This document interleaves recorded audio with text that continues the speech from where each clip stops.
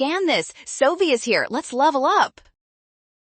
Killer whale populations are dropping in this ecosystem, so let's quickly figure out how that impacts the otters, urchins, and kelp. This trophic cascade is super fast.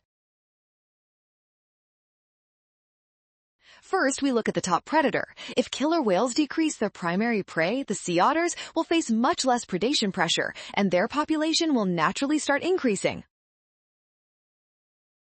Next, since we have more sea otters now, they will eat way more sea urchins. This causes the sea urchin population to drop significantly as the otters hunt them down.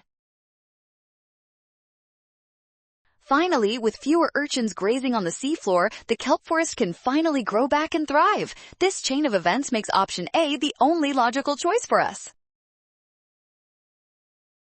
Well done! Scan the code. You can learn better with Sovi. Avoid a rush by watching signs. Trust the given data and check your steps carefully.